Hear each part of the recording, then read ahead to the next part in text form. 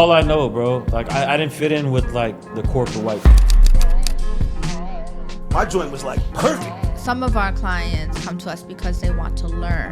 Was the crazy part for me though, like the fact that when you speak to people, especially from New York. I was setting the tone for what I wanted in my real estate company before hiring my first agent. So you're only afforded 10% of the money that's been made.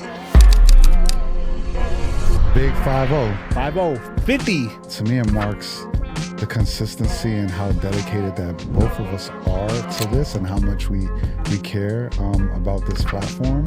Personally, I think that the consistency was number one. I never had a doubt in the consistency. I think I underestimated how hard it would be. 50 episodes when there's like 14,000 kilometers that's been separated. I know, from us, true, right? Like, true. it's not like I would agree with you if we lived in the same city. Doing this from abroad, I mean, I'm proud of us. I'm happy that we're here, but we got a lot more to go. Let's flat out. Big teams, big boys, alright? My highs and lows, inherit growth, Mr. Deeds. Went from juggling 3 jobs to CEO like I'm Steve. Never been a rotten apple, call me John Appleseed. That's how I bleed, God can see, no other man can judge me. Call him Mike, Mr. International, getting cream. Single mother told me worth, and now I'm worth everything. Went from Wall Street to Abu Dhabi, straight rolling in a Maserati with women that feel exotic. My life too pristine. Man, you didn't have to do them like that, man. You didn't have to do them like that. It was film day. Yeah. We gotta make a statement. Exactly. We gotta make a statement. Last What's flight going out. on, man?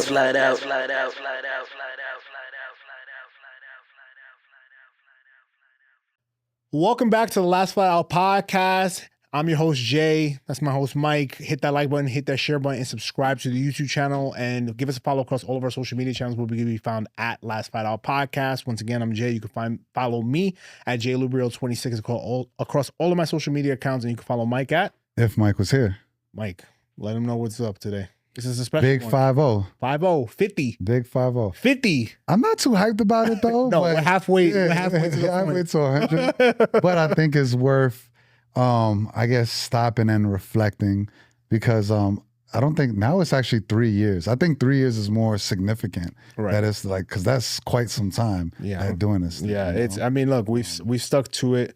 50 episodes, pretty much 2 seasons a year, and still we're looking for a team. So let us know if anybody wants to help us out with the editing and stuff like that. But look, I think it's good to reflect and like stop here, not to rest too much on our laurels because we haven't achieved much. But like in my eyes, we still have so much more to achieve. We have achieved things, but I just think that today we should talk about what it means. And then we'll go into like some of our favorite highlights. Our top 5 episodes. We're going to do my 2 top favorites, your 2, and then one that we agree on.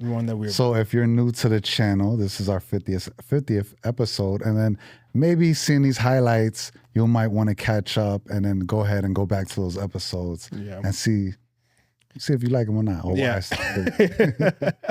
But before we jump into that, why don't you say what 50 means the last 3 years? What have you learned? Sort of like, what are some of the things that you thought?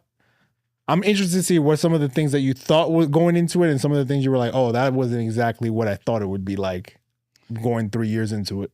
To me, going 3 years into it, to me, that 3-year mark, to me, it marks the consistency and how dedicated that both of us are to this and how much we care about this platform. 50th episode, I feel like we should have more. So I'm kind of hard on ourselves. I'm like, nah, we need more than 50 in 3 years. I want to know how many people are going to put 50 episodes when there's like 14,000 kilometers that's been separated. I know, us, true, right? Like, true. it's not like I would agree with you if we lived in the same city, like for sure. So I give ourselves grace as far as that, but 3 years doing this from abroad, yeah, like I mean, I'm proud of us. So, and honestly, from the crowd that or the community that we're growing, people that's been with us from day one that see our growth.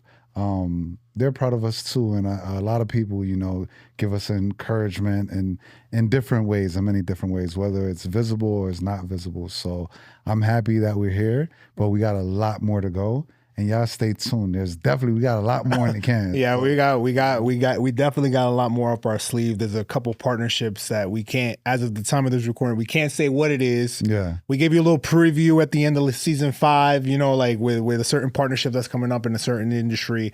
We're putting the final touches on that. But we hope to expand on that partnership and be in more sort of different alternative viewing platforms, put it that way, right? Like, and just to get our name out there. People when we present to them the platform and the portfolio of things that we've done, they rock with us for the most part, right? They rock with us. They may be like, yo, I've never heard of you, but I like what you guys are talking about, right? Like, it's actually something that people sit down and actually consume.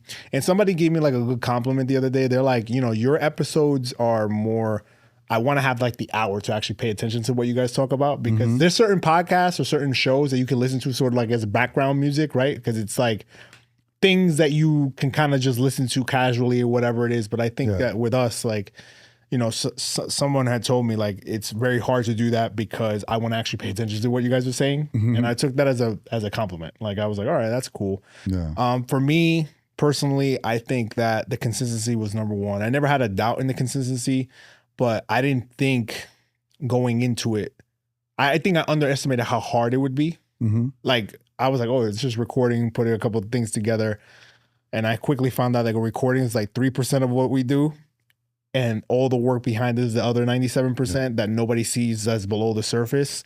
And the amount of work it takes to produce a season, produce an episode, how many people you have to coordinate, you know, just be that much more detail oriented, the amount of people you have to coordinate with when you're like scheduling stuff. I didn't think it would be that difficult. And then after you have a product, or what we deem as a good product, a good episode, it's the putting it out there, the distributing of it, the marketing of it, putting ourselves out there. So, you know, this year we got published in BuzzFeed. Yeah, and BuzzFeed and all that. So I think more of those, and just building relationships. I think that's a key thing. Yeah, but it's also been, like you said, it's building the community. And I think our community, we've definitely punched above our weight, right? Like, in terms of like what our community size may be. But like, what I like about our community, it's like we're starting to really feel the dedicated community feel, like, of people actually like, wow, like, when's the next episode coming out? Or I'm really behind this episode. Or the consistent people that always comment on our stuff, repost our stuff, share our stuff. And that's fine. Like, whether you want to tell me publicly on a comment, or I'd prefer it publicly, but if you want to tell me on the side too, that sort of advice, critique, whatever it may be, is always well received by me and Mike. So again, thank you for everybody. And like I said, like every person who's been in front of us at this podcast, or as they've been a guest, or they've given their time to us, the one consistency in their success is consistency, right? Like, so like, you have to be consistent in the product and in your journey, and you can't just be inconsistent and willy-wally and expect there to be success, right? Or expect there to be that one viral clip that will just take you over the top. As we've learned with one really viral clip that we have, it dies very quickly, right? Like, it dies very quickly. So you can't ride that wave forever. Exactly. But like, you know, some people, that's what they look for. So yeah. I would choose consistency over virality. Yeah. Is that a word? Yeah. So, that's different. Mike's learning. Mike's learning. Yeah, I'm trying to get the bar, trying to get the little Instagram moment. Yeah, Mike is learning, because I remember at the beginning, it was just like, yo, how do we go viral? How do we go viral? We need to get these viral clips out, which is cool. You want viral clips, but I think what you want is the consistency of the message that you're putting around, right? Like, and also, I think what I learned the most, and I was surprised by this, and I have to bring it up again, because it has been 3 years. And I was surprised that, yes, there's been people who've gotten on board with like, okay, like, you guys are actually doing this. You guys are actually like building this platform from the ground up. But I'm still like cognizant of like, damn, like, there's so many more people who still have yet to support us, who I know watch the show. And I don't mean to call anybody out, but like, if they watching, they supporting. They support it, right? But I'm like, God damn. As long as you watch it, just repost the damn thing, right? You know what I mean? Comment, hit the like. Put it in the background. We need to watch hours and let it ride out. So. Right, but like, I think that's just par for the course, right? That's what's gonna happen, right? Like, people are gonna come in and out of the support system at all times. But shout out to the people, even though they may not have given us they may not necessarily like us in the moment, they still support. You know, like Yeah. so that's all that matters. It's a watch. It's a view. Yeah. Yeah. So should we get into it? Should we get into the top 5? You ready for that? Yeah, I'm ready for the top 5. Yeah. All right. So it's been 3 years, right? How we break this up, we're going to do your top 2 favorite episodes. Okay. My top 2 favorite episodes. And then we're going to do a one common favorite episode at the end. Where? And now that I'm sitting here, I actually started going through the episodes and I'm about to switch it up on you a bit. God. So I'm going to just give off some honorable mentions and then I'm going to go into my first one. So 2 honorable mentions is I like the Freak episode in our first season. Right. And I like that because it was super different. And to me, he marked like Abu Dhabi kind of celebrity status. Right. And I actually like his music, even though I don't know what he's saying. And his fire in the booth was fire. Yeah, with Charlie Sloth, yeah, that was fire. Yeah. So and he's just a dope dude in general. Like met up with him a couple of times or seen him a couple of times afterwards. He's a cool dude. Shout out to Freak. So that is a special one. That's an honorable mention. Mm-hmm. Second honorable mention. I'll get back to that on the next go. Okay. But so let me get into my first one, and this isn't no ranking or anything like that. But I would say when we went to Miami and we got Jack McClinton, that's one of my kind of favorite episodes or interesting episodes to me. Yeah. Because Jack's a cool dude too. I met him back when I was in Cali and I did the shoe surgeon class and all that. And I follow college basketball a lot. So to me, I'm like, oh man, I remember like, yo, he's a legend in basketball and I want to get his story. And then it was a cool thing because just behind the scenes, I think we were probably like his first podcast. I remember. First podcast. Oh my God. I forgot about that. We was lit. It was like, yo, y'all want the, was it? They're 1942. Oh yeah, they had the 1942. They was like, yo, y'all want to relax? He was like, yo, yeah, let me get a shot. We took like, he took two. 2 shots. We took a win. This is like 10:30 in the morning, bro. I was like, 10:30 in the morning, taking 2 shots. But I loved it because more people need to see that episode. He really gave us the raw deal, like, unedited version of like his basketball journey coming up. And, he didn't expect to be in the NBA or even be a all-star. Like it kind of just like he just put in the work and then it happened. But he wasn't, I guess that wasn't the goal. His goal was just making it to D1 and all that. And I think that was a pretty dope episode. And so just check out this next clip and you'll get a little preview of what we're talking about. Day of the draft comes. And I remember like yesterday, like I could have went to the draft. Yeah. I'm like, I don't know if I'm gonna be a first round pick. I ain't about to go to the draft and like walk on stage. I'm gonna, So I'm like, I'm cool. I'm gonna stay at the crib with my family. Yeah. And I remember the day of the draft, my coach called me like, yo, Jack, congratulations. I just got a call from, the NBA and some scouts in the scouting service. They said the Knicks are going to take you at 29 because they want to get a combo guard.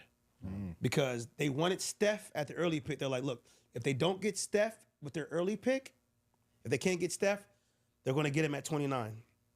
Whatever happened, the draft comes on. I remember the song was fabulous. It's like, it's my time. So I'm like, oh, yeah, it's my time. Like, remember, my whole thing is timing, right? That's my whole. And that was a song. Like, this shit is happening. Coach called me and said, I'm going to the Knicks first round. Call all the homies like, yo, we going to New York. I love fashion. I'm about to be a millionaire. We on. Yeah. So draft comes on, first pick, second pick, third pick, fourth pick, fifth pick, or whatever. The Knicks draft Jordan Hill. I remember that draft specifically. I did remember the rumors that we were gonna get you, and I was like, oh really? Jack McClinton at 29 at the end. I was big into Sports Track and all that, all those websites and stuff like that. And I remember being 19 years old. We're like, all right, we're gonna get Steph, and we're gonna get Jack. Right. Jack is gonna come off the bench, give us that second unit scoring. Steph is gonna come in, clean it up, and be like, yo, Jack, clean that shit up for all of us. Right. I remember being so mad about that Jordan Hill pick. Yeah. And I was like, I don't care who we get to say that. Right. So when they got Jordan Hill, I'm like, oh shit. Like, they didn't get Steph Curry. So like Steph Curry is not dropping to 29. Yeah. Like, so then the Warriors got him. No, they got him right before. The Warriors drafted him before. They got him 8. We had, you had 9. You had 9. We had 9. Okay, yeah. Steph Curry was drafted before, so I'm like, oh. That was a crazy pick because he wasn't projected to go that high. Yeah, he wasn't. So I'm like, oh, well. Imagine Steph on the Knicks. That is crazy. So I'm like, oh shit, like, he's right. I'm going 29. Like, right. They wanted a combo guard. Like, I'm the next best thing after Steph Curry when it comes to shooting and combo guard. Yeah. Draft comes, 9th pick, 10th pick, 11th pick, 12th pick, 13th pick. My phone rings. It's the Knicks. So I'm like, oh shit, they about to like, yo, Jack, like, yo, what's good? You coming up? So I answer the phone, I'm like, yo. He like, yo, what's up, Jack? How you doing, man? Drafted, you feeling good? I'm like, when I heard that, I'm like, something don't sound right, bro. Like, he like, you supposed to be like, yo, Jack, you about to get you. Yeah. What number you want? Like, so he like, you know, we looked at your physical and your MRI. We noticed you had a wrist injury, and you never got surgery on it. It's like, it's healed, but you never got surgery. Like I'm like, yeah, like what you mean? He was like, we've been having an internal talk. You know, last year we drafted Dino Gallinari, and he had back spasms, and he didn't play the whole year. Right. We don't want to like draft another player and him miss out the whole season. I mean, look, it could have been a cop out. But at the same time, you're not going to call me and tell me you're not going to take me at 29 if it wasn't something that you were going to do. Yeah. So they end up going a different direction, and they drafted Tony Douglas. Mind you, Tony Douglas was at Florida State. I played against Tony. I cooked his ass. No, don't get me wrong. Tony Douglas is a good-ass guard. He wasn't me, though. Yeah. At that combo guard, like shooter, sniper, that wasn't Tony Douglas. Tony Douglas is more of like a true point guard, defender. Could shoot it. He couldn't shoot it like me. Yeah. Those were the dark days for the Knicks, man. So they drafted Tony Douglas, bro. And I remember to this day, because in my mind, they were like, he told me that we're not going to draft him. I'm still like, they may like still like call my name. 29 comes, they say, with the 29th pick, the New York Knicks select Tony Douglas from Florida State. And mind you, this is another part of the story I'm thinking about now, like Miami, Florida State. We never had good blood. Like, it's like, it's just small things. And now I'm thinking about like, damn, like they drafted a Florida State guy over a Miami guy that I was, I played very well against him. I remember I punched the wall in my room, my old house. There's still the hole in the wall, and we plastered it up. But I remember I punched the wall, and I was just like devastated, bro. Because now, back then, you go second round, your money's not guaranteed. Exactly. I think just going off of the clip, it may be like you hear so many things about Jack's story, right? Because he was supposed to come to the Knicks. I don't know if like me being a Knicks head at the time, I remember it was supposed to be like a combo guard. It was supposed to be Steph, and we got robbed by the Warriors, a pick before for Steph, right? And then the whole wrist, his injury had coming out, and I think that kind of tanked his draft stock a little bit. And he went from like a projected late first rounder or early second rounder to like a late second rounder, right? And then you hear about his story about what it's like to be a second round draft pick in the NBA, which is not a luxurious lifestyle at all, right? So he's like debating versus like taking contracts overseas versus staying on the practice squad in the league. And you hear so many things about all the decisions he had to make. But before that, you hear about the come up story, undersized guard who then went to all these camps, started destroying, started doing well, and then becoming a legend down at the University of Miami, right? And probably their best ever college basketball player that they've ever had produced out of the University of Miami. So, big shout out to Jack. Jack was extremely cool. I wish we would have stayed a little longer in Miami. Yeah, we should have. Because we probably would have had a good time that Sunday. Yeah, definitely. We need to expand a little bit more. Yeah. So for me, I guess I have to give an honorable mention and then my favorite episode, in no particular order. So the honorable mention, it probably has to be Joella. Oh, you took it has to be Joella. Has to be Joella. One, because when we went to London, it was like one of our first female guests that we had on the platform, right? Yep. So, and on top of that, she was so funny. Like she had a lot of energy. She had a lot of energy. Her energy was like you could not manufacture that, and it was like something that, you know, I'll always remember in terms of how open she was, how you know, just in terms of like the questions we were asking her, the real in terms of having a media sort of being a media personality out in the UK, having her own show on BBC, like all the come ups, the sort of the challenges she faces being a woman. So look, to the extent that you have time to watch that episode, you should absolutely go see that episode, especially if you're interested in just having a sort of like a media career. I think she gives so many gems in there in terms of the things that you have to do. Also, she talks about like, you know, who she prefers, American guys or British guys. So we may have to put that clip here too, right? Like, so just out of, I don't think she answered the question because she didn't want to piss nobody off. I think American guys won. I think. Maybe the swag, you know what I mean? Like, that's what I took from that. We'll let the people decide. We'll let the people decide. Shout out to Joella. I definitely have to give out my top episode was probably getting CP the franchise on the show because, you know, just he's like, out of creators, even though he does something completely different than we do in terms of like being just on a different industry, just covering the Knicks, and also he has the NBA report, which covers, you know, the NBA at large.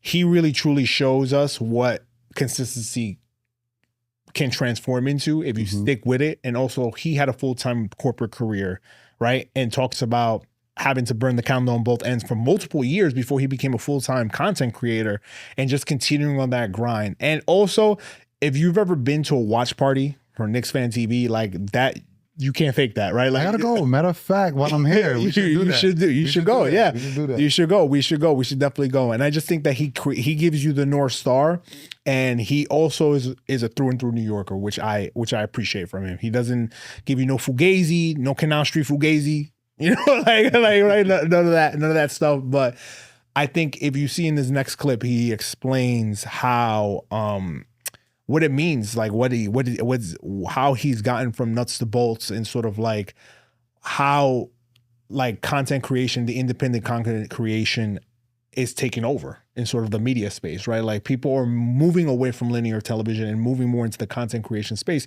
And he's trying to take advantage of that too, because he has a legitimate platform. He just reached 100,000 subscribers, like from 8 years ago when he started the Knicks, when it was 1765. We had no, I struggled to find out what he was even talking about back then. Like, because I started following him when we got Julius Randle. So the narrative started changing in terms of like the Knicks being at the bottom of the, you know, the livest stock of the league to a team that eventually is becoming a contender, right? So that's when I caught it in the upswing, but I need to go back to see what he was talking about for real. Yeah.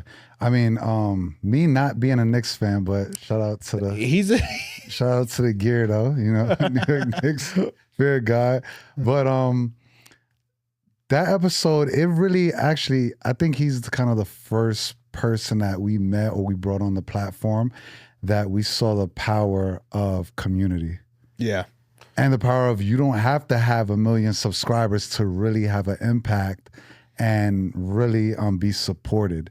And that was the biggest lesson that I gained from just speaking to him and then just seeing how his community reacted to our episodes and all that. So that was pretty dope. And that put things in perspective to me. Like we don't have to have 1 million people or 1 million fans. All we need is just a core group of community that really like ride for us and really support us, and we'll be fine. Yeah, that takes time though to build a community, and I think he did it over whatever he's going 8-9 years now that he's been doing it. I think that when you get that community, and like if you tune into his show, which I know you don't, but I do, like when I tune into his show, you be seeing like 8,000-9,000 people consistently on talking about the Charlotte Hornets, the Washington Wizards, right? You feel me? Yeah. And then it jumps up to like 15-20K when the playoffs are on and the Knicks are popping, right? So like he has the epitome of what it means to be consistent and to be an independent grassroots content creator trying to make it in whatever industry.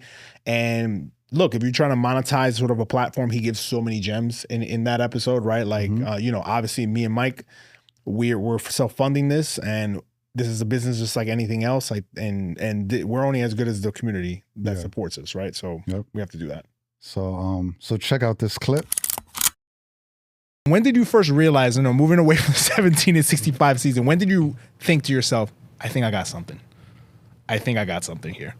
I think just over time, the gradual growth of the viewership and the growth in the numbers, the growth in social media, as we were like improving the way that we put the content out there, people just started to flock to it. Right. And it became like a nightly thing because we established that brand that every night you know where to find us. Yeah. You know what you're going to get every night. You're going to get the analysis. You're going to get the highlights. You're going to get the callers calling in. And it might be a Debbie Downer like Ari from Manhattan, or it might be Jay Boogie who brings his preacher vibes to it. But you know what you're going to get every night. So, but I think one of the things that made me realize it was the Charles Oakley interview. Yes. The Charles Oakley interview. Because it went viral. That was the first piece of content that really went, the first interview that was picked up. Was he the first guest that came on? No, the first guest was actually, and shout out to my guy, Tommy Beer. He was a writer for Forbes magazine at the time. Okay. And the first player we had on was Chris Childs. Which was a great interview. Great storyteller, very animated as well. But the Oakley one, that one was, it went viral and it got picked up by NBC. Michael K. Show picked it up. Because of it's Oakley. Yeah, it's Oakley. It's Oakley. And I remember when that was the first interview, I was like, man, we got to do our homework because Oak is not going to play around because he can see right through it. You know what I mean? He has that media training. He's Oak. Yeah. So he knows like you got to come correct with him. You have to come. And I remember my partner at the time, we were comparing questions and notes and stuff like that. He's like, yo, is this good? What do you think? I was like, yo, it's okay. But be ready for this thing to go off the rails because I already knew. Like, sometimes you may throw this one up. Yeah, I already knew it was going to come a point in time when the script is out the window. I'm just going to have to go with it. Yeah. Sure enough, happened. Yeah. You know what I mean? Sure enough, happened. Middle of the interview, Oak just went left. Yeah. And part of he kind of froze up, and I had to be like, you know what, boo, let's go. Let's shoot the fair one, and let's just go with it. And so, but that authentic conversation, I think Oak respected it at the end of the day. It's true. Is what made it what it was. And like I said, it got picked up on the national scene, so that was nice. Yeah, it's nice to know that you were able to pivot. That happened to us earlier last season where we had a whole script. We got ready for this guy, for this one particular guy with Fadi, and complete left. Completely different. Basically turned down my computer. I was like, all right, we're just going to have a conversation here because this is how it's going to go. But sometimes it's just like that. You need to be scripted and prepared, but also you need to be ready for the unexpected. Always. So I'm sure that was like the first moment where you had like, okay, like I need to be ready for this. Yeah. So yep. And what were some of the moves and decisions? Because obviously, if everybody sees how you started and where you are today, what were some of sort of like the key decisions and moves that you made to help scale KFTV to what it is today? Yeah, well, you certainly can't scale without funds, right? Yeah. So one of the things was in the onset, it was just understand that I'm going to have to invest in myself. So the benefit of having a good career, good job was that I could take some of the extra cash and purchase my first Apple product because I knew like to run this show, which is going to be resource intensive, I was going to have to bite the bullet and buy a reliable computer. So I had to buy my Apple, buy my mics, my mixing board, all the setup and really invest. But also as we grew and I started building business with different brands, I put it back into the product and brought more people on board. Right. Yeah. Because obviously I couldn't do everything. It was great I always feel like it's great to learn each process of the business, but ultimately you want to get to the point where you're able to delegate. Yeah. And then once you delegate and you know the process, that's how you kind of mitigate the risk of, working with bad people, getting ripped off, things of that nature, because you kind of know what to expect. Yeah. So we started investing in a supporting staff as well. And then, just understanding that I don't have all the answers. Yeah. When it comes to this, I didn't want to make it just a me show and everybody just has to listen to me. And so building relationships was key. So we would bring in, an Alan Hahn, some of those established veterans, the players to tell their stories, the journalists who were in the locker room getting those stories. Like I was always thinking about value to the end viewer. Like, what do you guys want to know about? And I'm putting myself in the seat of the fan because I am a fan. Right. So I had to kind of take that ego aside and understand that it's not just about me. It's about you at the end of the day. And so I had to build those relationships to bring those people in that I felt like could bring more value to the show. Yeah, I feel like whenever you bring the journalists, the Bondies, the Begleys, the Cats, I feel like, okay, we're getting a different perspective. I love the analysis you're giving, but they have a very in-depth, in the beat, in the team analysis, and that just adds on to the show because now you're going to want to come back and be like, all right, how is CP going to build on this? And you just keep delivering, right? So do you always feel that as you get bigger and bigger, there's a little bit more pressure for you to just keep building upon that? And I mean, you're a confident person. Obviously, you wouldn't be where you're at if you're not whatever. But do you ever feel that pressure to feel like, okay, how am I going to keep scaling this thing? Yeah, for sure, for sure. But I think it's natural. Right. Like it's natural to feel that way and to want to not want to be complacent and to want to continue growing. And I think that is what has kind of opened up doors both for me and the channel, is not being complacent and always taking on new challenges, taking on things where I might not even know how to handle it, but I'm just going to insert myself into it and see where it leads. I think those things, you have to kind of embrace that. And that's what we've been trying to do. Well, when's the point where you go full-time Knicks Fan TV? You quit your day job and then you just go all in. December 2022. Oh, so just recent. Recent. Not too far ago. So you were doing the whole full-time corporate? I was doing it. 5 years, I guess, right? 5 years. I was busting it out, 15, 18-hour days, working damn near 2 full-time jobs. But December 2022 was the point where, because I'm a VP, like I'm a manager. It's not an entry-level thing where you can kind of get lost. Like, you're responsible for growing your staff and developing people and being there and presenting to the high-ups and things of that nature. So it came to a point where it was coming to a head where the hours, it just wasn't making sense. Yeah. And I always, felt like I was just getting to a point where I was tired of living somebody else's dream. I wanted to do my own thing. I always had that in the back of my mind, like, life is just too short. It is. I like this job, I like this career, but I gotta write my own book because it's gonna be over soon. Yeah. And so I just felt like there was gonna come a time. So I just kind of put my ducks in a row, made sure that I always had this as a backup plan. Right. Because I was established in the field. I got 2 degrees. Like, I wasn't worried about falling on hard times for too long. So I just say, yo, we got to jump. True. No, absolutely. And it's a nerve-wracking, it's anxiety-filled, it's very difficult because, like I said, I'm not young. And I had mouths to feed. I wasn't a kid who I could just stay in my mom and dad's basement and afford. I got a mortgage to pay. I got bills. You know what I mean? Yeah. So it wasn't easy. But I just, had to trust my instincts and my conviction and just say, look, we got to jump. We could always come back to this. And so December 2022, I was like. Now, you have a lot of anxiety, but did you feel like immediately as soon as you became a full-time content creator and entrepreneur, did you have that sigh of relief? Like, I finally get to control my narrative? No.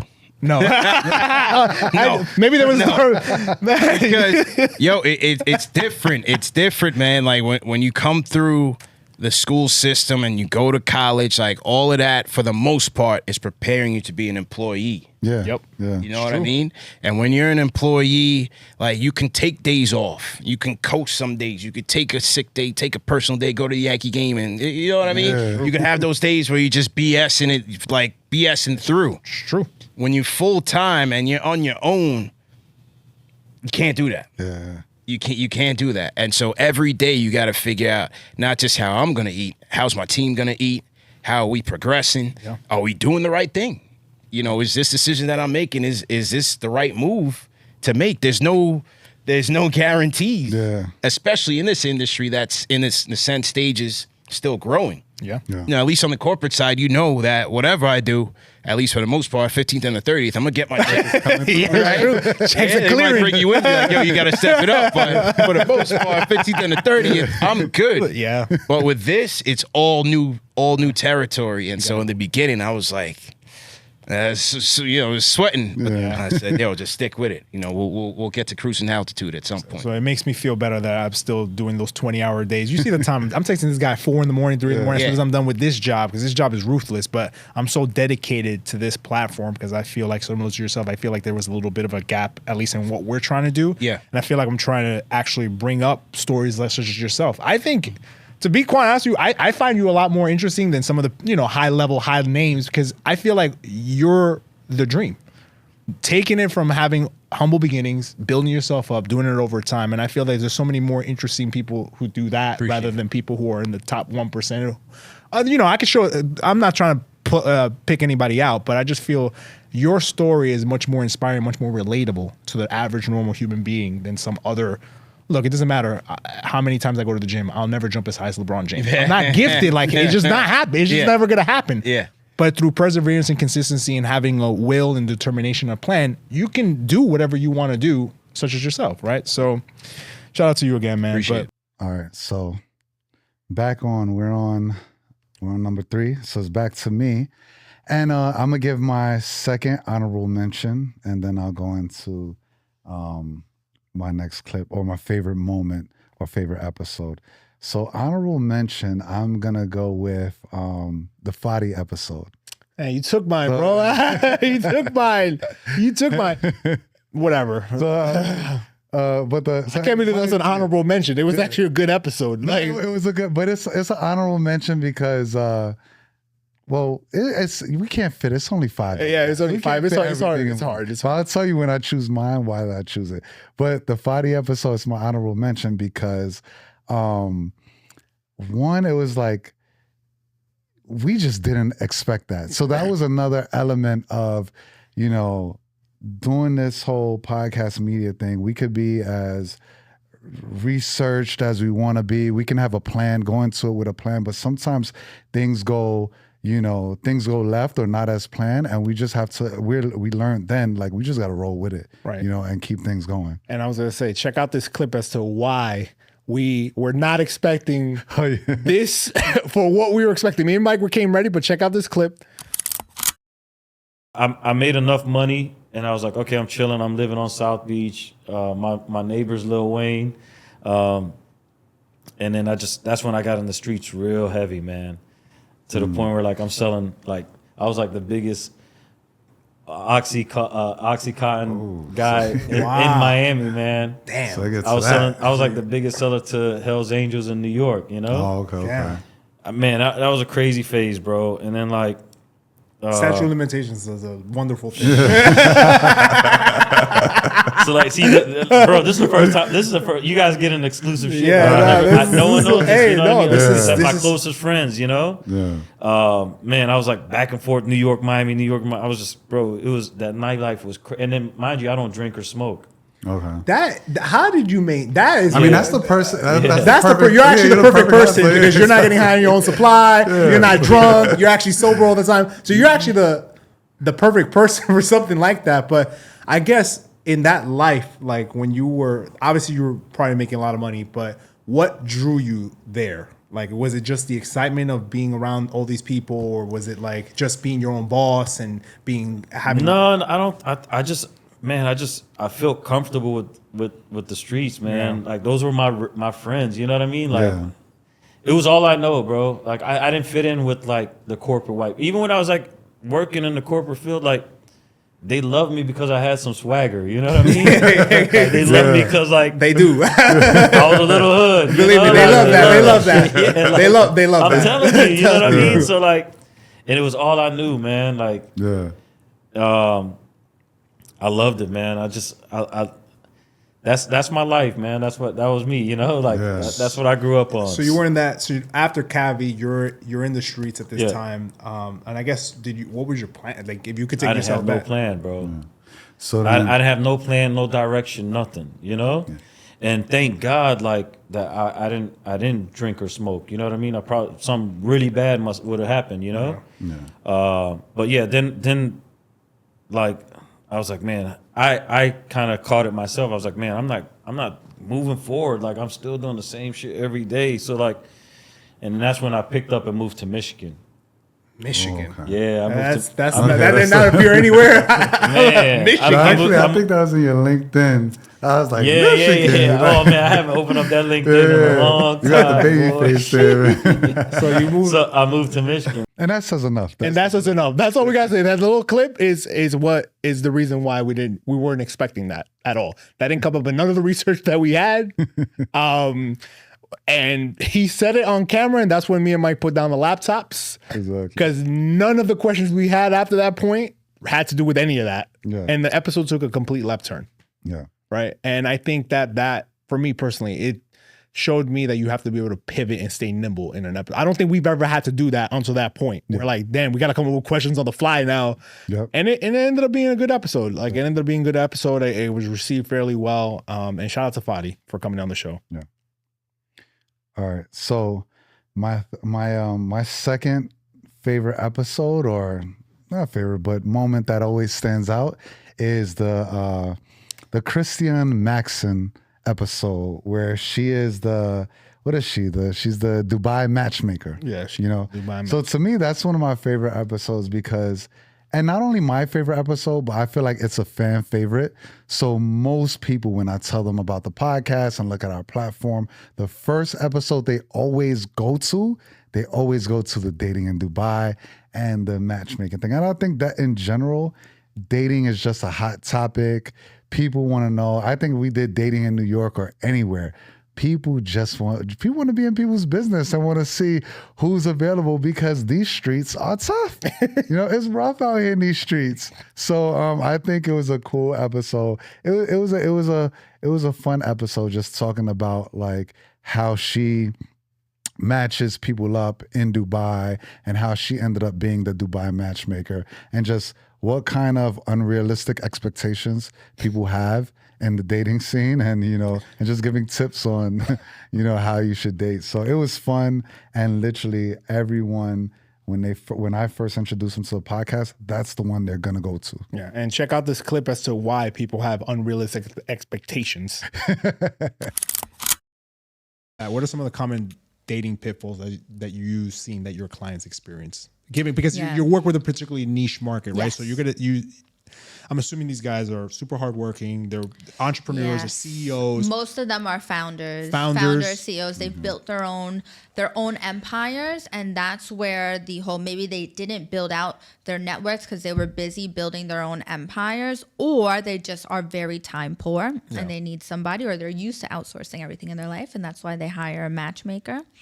It's funny because I think that people have this misconception that like our guys are people who can't get dates. Like I look at our database of clients, I'm like, these men are hot, they're good looking, they're builders, but they're kind and they're authentic and they're actually putting an investment into their future and leaving it to the experts. And I'm like, they're amazing. I can see women right now. They should.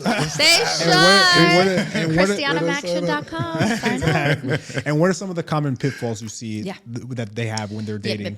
And that sort of niche type of, kind of specific type of man? I would say that I have two types of clients.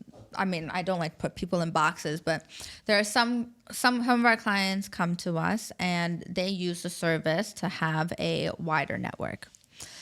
Different choices, more options. And some of our clients come to us because they want to learn and they want to become better daters and better partners. Some of our clients, I think, because we do offer unlimited matchmaking opportunities, they want to go on dates with lots and lots of women, which is fine because that's what we offer and we have the database to support it. Some of our clients don't date enough.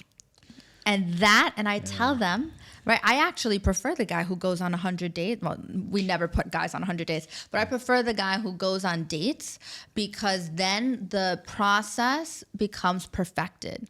Because your feedback then actually helps us narrow it down and curate the entire experience so that you find success. Awesome. I have a guy who goes on one date every 2 months, and I'm like, you need to go on more dates. You gotta put the shots up, man. But like you need to go on more dates because not only like dating is a skill. It's a muscle that you need to flex. So you need to go on the dates, and then we need to hear feedback from both parties in order to find you success. That's why recent divorcees who've been in long marriages struggle dating out the gate because they just gotten used to certain habits from their own relationship that doesn't really apply to modern dating etiquette, right? So we have lots of clients that come to us post-divorce because they've never dated in the 2020s. They have no idea what dating looks like nowadays, and they want the guidance and the help that we can provide them. I have a quick one. What about PDA in Dubai? Oh, it's fine. Is No, it's not fine. I think like what I love about the UAE is that it is a country where there are rules and things are very black and white, and it is very respectful. Like I think about versus living in the States, like people are like really wild. Like people are wild and go on the lewd train at and 3 in the morning. crass. Where here I prefer the rules. I think it's much more classy. Okay, but it's not to the extreme. I just because I want to use this platform to also dispel the myths that people think like you can't give a peck on the like a kiss. No, just don't be vulgar. Holding I hands think vulgarity is is not welcomed here, right? But it's holding hands, giving a peck kiss every once in a while. No one's judging you off of that. It's when you start slobbering and stuff like that. It's like maybe, but I wouldn't want to see that no matter where I'm at. Doesn't matter, I know, right? But you see it a lot in other places in the world. It's true. It is true. So do you also get like single parents that come to you who are men? Of course. Like, yeah. So. Oh my gosh, of course. Yeah. I love, like I always say too, like with joining the database as a woman, please join any shape, size, color, age, religion, everything, any kind of marital status, because you never know which kind of clients we're going to have. And it's funny because I think that people have this misconception that the clients that we have are only looking for models who are 22 years old. Oh my goodness, no. Yeah. Our clients come to us for real connection. And they also understand that that's not just physical. Like there needs to be intellectual, emotional, all of that involved as well. Okay, cool. And just one quick question. You've heard of the app Raya? That's So what would be, I guess, some differences between sort of your app and Raya? Because they kind of cater to the same crowd, sort of, I think. Where we are exclusive, like Raya is. There will be a waiting list and all of that. But I think that what's different about us is most of the people that are on Raya, it's hard to find Dubai people on there. And with us, it's exclusive for Dubai only at the moment. And then we will be launching city by city. And with that as well is the whole concierge that goes into it, the feedback. But the number one thing that I cannot wait to share about Maction are our in-person events. So as Maction members, you get invited to events that are small group, medium group, one large social per quarter. I like to say that it's going to be like university parties with a touch of sophistication. Might have to do it behind the scenes. No, that you have to keep the exclusivity so that people can keep going. Yeah. Okay, so we're back. So the reason why people have unrealistic expectations is because they're not the list that they're looking for, right? That was like the most memorable piece of advice, right? Like if you're trying to look for somebody of certain qualities, are you at least some of these qualities, right? Like, and that put it into perspective for me. I'm like, you know what? People have such unrealistic expectations in terms of what they're looking for. Like they want somebody who's emotionally stable, emotionally intelligent. Are you emotionally stable? Are you emotionally intelligent? Right? No. Like, you know, like we have to, I want somebody who communicates well. Do you communicate well? Do you run away from confrontation when things get tough, right? So it's like all these things that put things into perspective with me that I even apply to my own personal life. But I'm just like, I'm looking for these things. Am I those things? And if I am those things, am I getting something in the range of those things back in return, right? So I think, people like that episode because people want to be in everybody's business, but because they want to be made feel better about their own situation because they're like, I don't got it that bad. That's really what it comes down to. Let's put it like that, right? Like, or I got it that bad. Oh my God, like, damn. It's time for me to leave. It's time for me to leave, right? Like, or it may be like, damn, I got it really good. Like, maybe I shouldn't like go to the streets. And like what you just said, the streets are tough and treacherous. Some people stay in relationships because they're like, I don't want to deal with whatever's out there in that radioactive avenue, right? Like, so, but I don't think that's good enough for you to like stay in a relationship for, like, just solely because you're scared to be by yourself, right? And I think in that conversation that we had with her is sort of, especially in Dubai, I can't speak for no other place because Dubai, I think from a dating perspective, based upon what I observed at the time and not being an active participant because I was in a relationship while I was there, it was different Yeah. Like it was different. Like people were leaving the country because they couldn't find anybody. Like I know 2 people who left the country because they couldn't find anybody. Yeah. Like this is too much. Like this is too much. I'm getting too played and I'm out. Like, you know what I mean? So shout out to them, man. Yeah. So for me, and this is tough. Another honorable mention and an episode that I like. I think as an honorable mention, Denise Williams, right? Like I think that, you know, having her being a Black African American woman from Atlanta, moving her entire life from Atlanta to the UAE and actually recognizing an opportunity and a gap in the market because there weren't many Americans doing what she was doing. Yeah. And being able to navigate the market in the way she was to become successful, especially in EXP and her realty and whatever she was doing at the time.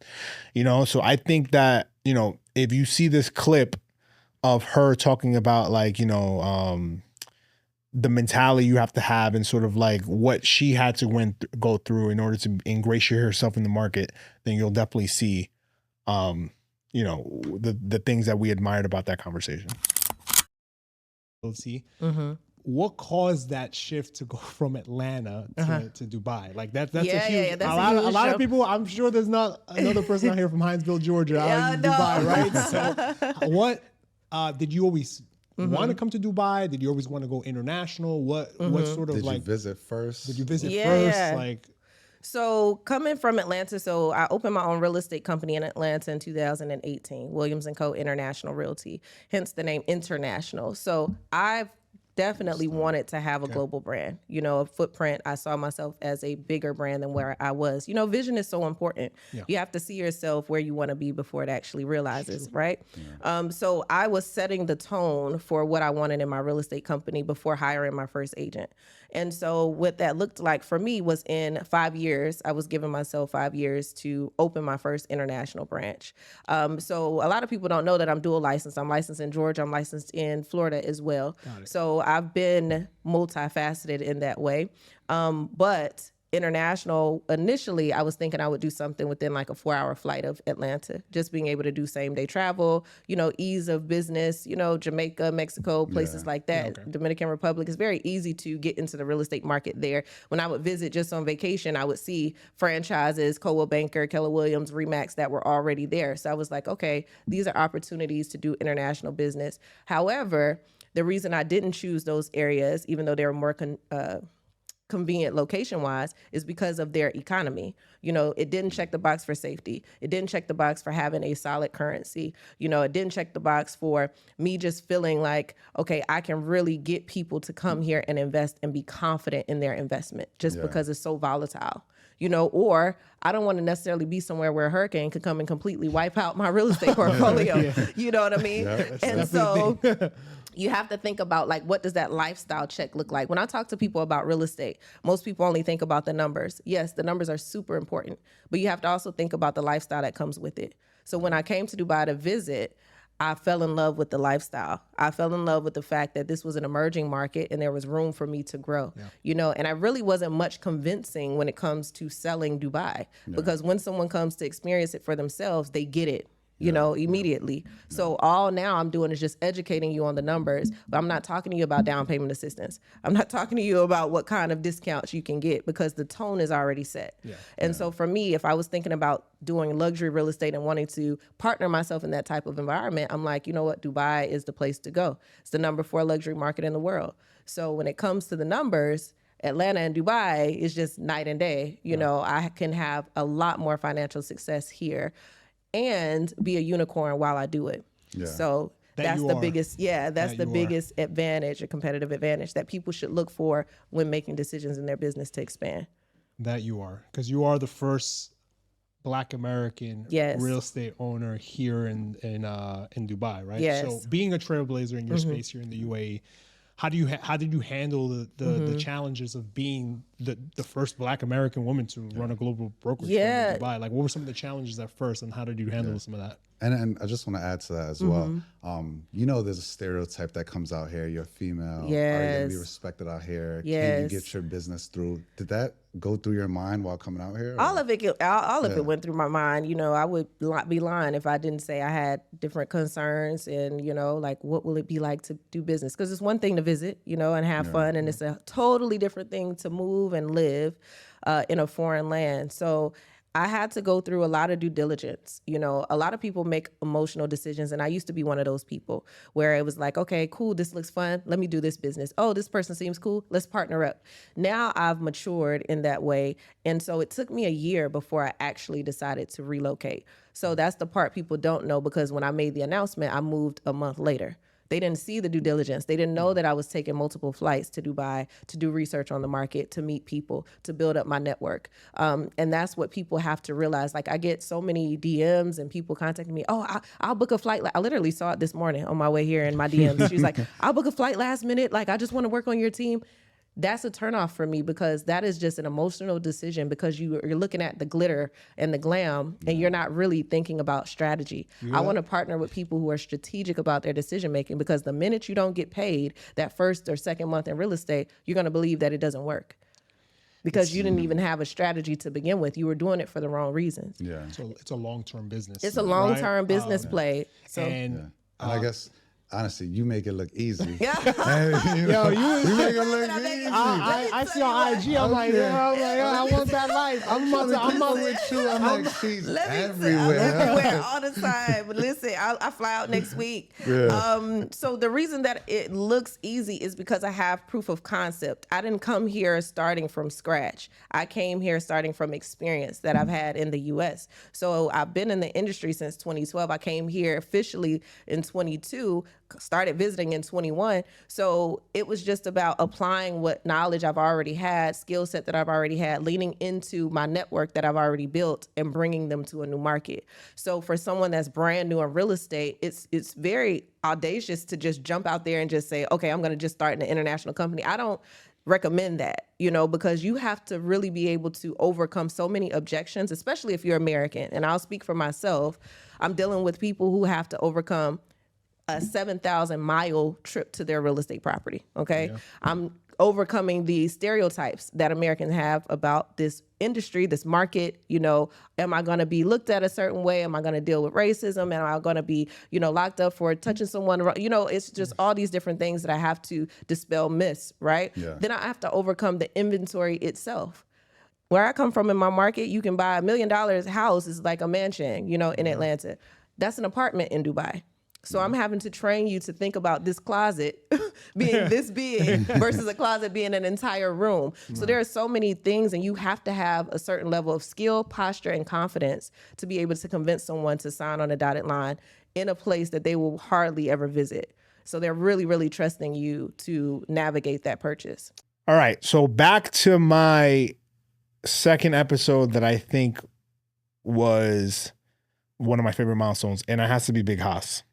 Because I think the Big Haas episode, in terms of just like Arab hip hop, like in terms of the GCC region and people like, you know, in London and stuff, people absolutely know who Big Haas is, right? Like, you know, when you mention Big Haas in the GCC region, people know him. He's come across a lot of American legends like, you know, Chuck D, LL Cool J, you know, Fat Joe, Shaq. He's interviewed so many people who's come in and out of the UAE. It was like he's like sort of like the Tim Westwood of the UAE, right? So like you check in with him and speak about Arab hip hop and just hip hop in general from an Arab perspective. And his journey talking about, and you see this clip right now when he talks about how he didn't know any English until he was 18 years old and he got to the UAE. And he learned English basically through music, like which a lot of immigrants do, right? Like obviously they listen to music and then they start learning the language. And then he ingratiates himself into hip hop and he calls himself a visitor of an observer of the culture, which I think that, you know, hip hop is such a broad term that everybody could be a sort of a visitor and a contributor to it, right? Like obviously it's like Black music. It was founded in Bronx, right? He knows his history, but it's nice to know that there's Arab hip hop, and he opened our eyes to like sort of like people who are artists killing it, right? Like in the Arab hip hop scene. And I think it was just a very informative and educational episode for me, and for him to be so humble and thanking us for our time to go to see him, and we're sitting in front of a legend in the game in terms of like just Arab hip hop and in the GCC. It was a really humbling moment for me, and it was like really made me proud of the type of diversity we've had at the platform, because we've had Americans, Arabs, British, like, you know what I mean? Like, so, and there's so many other regions of the world we're still trying to touch and get to, and to just sit down with him and be educated from that perspective on things I didn't know about, like, that meant everything to me. Yeah. Honestly, you touch upon on everything that I could say. One thing I would just like to add is, like, once again, that episode for me, it was another marker of like, okay, like, you know, the important people to the culture of just the UAE and that fabric, you know, we were blessed to have on our platform. So that was a big one as well. Yep. So check out this clip. I want to be very honest with you. I truly got into hip hop from Arabic hip hop. Okay. I used to hear Nas. I used to hear, you know, obviously Biggie. I used to hear Tupac. Actually, crazy enough, John Coltrane. You know, jazz got me into, you know, obviously. But to be 100% very, very transparent with you, it's insane, because when I say the story to so many people, they're like, huh, weird. I got into hip hop culture from our Arabic hip hop. This is how it got me to learn more. Right. I kind of discovered 4 rappers. Shadi Mansour, the first lady of Arabic hip hop, Palestinian British. Wow. Omar Offendem, Syrian American hip hop artist. The Narcissist back then, Narcy now, Iraqi Canadian. Low-key Iraqi British. These 4 guys, when I kind of stumbled upon them, they changed how I listened to music, because they were saying things I've never heard. And then from that, I started what you're saying about the digging. I started learning about the culture. What is hip hop? Where did it come from? Who's DJ Kool Herc? Who are the founding fathers? What are the elements of hip hop? Because people forget that hip hop is elements, right? Right. And the first element, the most important, is actually DJ, the real DJ, not pressing the button DJ. Yeah, right. You know, Scratching. So I got into that from those. This is where it's instilled. It felt like, and I say, if someone asked me why, I was like, because back then no one was talking about it, man. No one was talking about this art form. I was like, but the guys are saying something very important, very deep. How come we're not understanding all that? Yeah. Or we're not really amplifying that? Right. So this was the crazy part for me, though. Like the fact that when you speak to people, especially from New York, they go like, wow, you got into hip hop from like Arabic hip hop? That's insane. People at a party didn't even think that existed back then. But it would make sense, because just language wise, and you can relate to it more. Although they spit in both English and Arabic. Like Shadia did Arabic mainly, and Narcy was English, Omar Fed. But the topics were related to me. Right. And I guess, and this is gonna sound crazy to anybody out there, hip hop connects. Like when I first heard Nas and Matic, he took me to New York. Yeah. You know, you guys from New York, right? Yeah, definitely. So for me to be transported from Jeddah, Sharjah to New York, that was incredible. Yeah. Via music, I was just, what? Back then, hip hop, late 90s, 2000s, when I was kind of comprehend and just understand the words, it's storytelling at its finest. Storytelling with music behind, right? Yeah. Poetry in motion almost, right? So nowadays, music is a little different, obviously, but back then it was truly, you just take my Walkman, and just I love this. Walkman. If you don't know, go check it out. Go check it out. Right? There's probably a relic somewhere. The yellow one as well. Yeah, and you can kind of just imagination, and that's sort of like where creative juices kind of come from, right? So truth. So then, what were the topics, or what was Arabic hip hop back then? Yeah. What hit your soul that you're like, oh? Let me rewind that. What did it say? So that's the crazy part. So after I discovered these 4 artists, I was like, there was no platform. There's nothing. There's not, you know, back then the blogs were it. So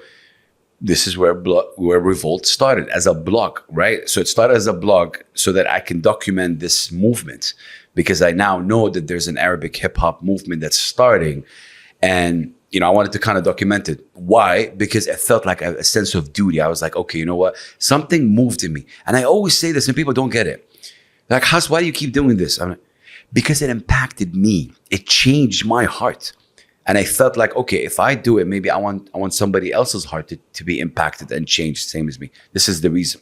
So our fifth, and this is one that we both agree on, definitely the most viral on social media, where we got reposted by shout out to academics. Academics, yeah. We got reposted by who else we got reposted by? Basically, we got reposted by like a lot of hip hop media outlets. Yeah, hip hop media outlets reposted us on different platforms too, on X, which we're not even on. When people sent this thing, it's like, yo, you guys are going viral on Twitter. I was like, I don't even have Twitter. So I was like, this. And I know we had a moment because my friends that do not be on social media hit me like, yo, y'all dudes is viral. Y'all on such and such platform. I'm like, oh, really? Like, send me the link. So, but it was the Bun B episode. Yeah. And that was dope because one, he's a legend. Yeah. I didn't think we was gonna get him. We was striving to get him. Shout out to you, Jay. You the plug, Yeah. so you know. No, man. All Jay's connect. So. No. I had to give shout out to Marcus. Man. Yeah, shout out to Marcus on that. He's the one who coordinated that, and Bun was super gracious to come on, right? And the conversation that we had. I'll let you finish it. But the conversation we had, I never seen him have that type of conversation with him. I think that's what made it special for me. Yep. Right. That's exactly. That's what made it special for me. And then also just seeing him in that light where he's just super humble and he's willing to just teach and give out so much free game. And I thought it was a dope lesson. If you're an artist, if you're somebody that's just like entering a business and trying to be independent on your own, that episode is definitely for you. And before you sign anything with the label, make sure to look at this clip. Another two-part question. Yeah. One for Marcus, one for you, Bun. So what would you say along the way was the biggest financial lesson that you learned in the music industry, not taking account all the other successful ventures you've had after? And going back to his point, Marcus, like what are some of the things that Foundation 99 takes to someone, like in terms of framing, what is it that they can actually afford, right? What's actually within their financially healthy for them to do? Because that's a common thing that people do nowadays. They get a check, they buy more house than they need, they buy a more expensive car than what they need, more expensive clothes. So like, what are some of the tools that Foundation 99 does to empower the community for them to be more financially literate? Yeah, I would say, especially when it comes to home purchase. I mean, we're still, Black and brown communities, we're still well behind the curve on owning real estate, right? So that's a big thing for us, and making sure, the folks that we work with are educated about that process. And so it's really, once again, it all, for me, I'm a planner by heart. So at the end of the day, it's let's sit down, let's look at, the income sources. I know that a lot of people talk about the home buying process and let's see what you can afford first and then go look at it, and I'm kind of on both sides of the fence. I think that's a smart play, but there's nothing wrong with dreaming, right? Go out, dream, see what you like, see what you want to get, and then let's sit down, and obviously we could talk about what you can comfortably afford, but then educating them on the whole entire home buying process, right? Because you can go online and say a home costs $400,000, the interest rate is this, and then it plugs out a number and says your monthly payment is this. But then they forget about taxes, they forget about insurance, they forget about HOA fees, and all those things can easily take you out of the affordability of the home that you're trying to purchase. So really kind of helping people map out, what it is that they're trying to do, and then just making sure they have the financial means. There's a lot of financial planning standards that you can go over and say you should only spend this percentage of your gross income and this percentage of your net. But at the end of the day, it's during your working life, you're always, you got to competing goals, right? And we're always working on more than one thing. Nobody's just working on retirement or putting kids through college. We got 10 things we're working on. We just got to prioritize what's important and figure out, okay, well, maybe I can't buy this $400,000 home and also have XYZ. If I go down $50,000 or $100,000, then I can also buy my wife a car, and I can put more money in my retirement account, and then I can get that house that I really want later. And so it's just kind of about making sure we map it out. Numbers don't lie, set expectations, but just make sure people are informed so that way they're not going to let a real estate agent, that doesn't know their financial situation. They're trying to sell a house, right? We're trying to prepare people for the entire process of the house. And so that's really just the importance. So just making sure everybody's informed, and then we send you on your way, obviously, where we work with you through the process also, but it's really just making sure you have the information. I should have had Marcus when I was a younger guy. You should have. So let's walk people. I'm gonna set up a scenario, and we're gonna walk people through entertainment or just pretty much accounting, right? So let's say I'm a brand new artist. I'm a popular artist. Record company wants to sign me. So a record company is going to advance me. Let's say we'll keep it small and easy so people can keep it. Let's say they're going to advance $500,000. Now, $150,000 of that is going to come to me personally. Okay. The rest of it is going to be spent on marketing, promotions, music videos, tour costs, and all of that stuff, right? So I've signed a record deal. It's for 10%, right? I've got a $500,000 advance. Let's say, to keep the numbers even, my record sells 500,000 copies. I go gold. The records sell to a wholesaler for $5 a copy, right? I'm just throwing easily accessible numbers out. So the record has now generated $2.5 million. So I'm like, great, I'm finna start getting money. It doesn't work like that because you signed at 10%. So you're only afforded 10% of the money that's been made. So now, instead of you've made more money, actually you owe us money because your 10% only adds up to $250,000. That's what that 10% means. Yes. Yes. So actually, you still owe us $250,000 because they loaned you the right. Exactly. And that's a big misconception. The advance money, yeah. Right? No, it's loan. It's loan sharking. It literally is. And so what the record company will tell you, so we can't pay you anything off what your first album generated, but we can give you an advance off of your second album. So, and it goes up. So we'll give you $750 for the second album. Okay. Now you're automatically in $1 million worth of debt. So let's keep it within the music industry. And that's how it works. So artists typically only make money off of touring. Used to, primarily. Now the deals come as what's known as a 360, which means we get a piece of everything.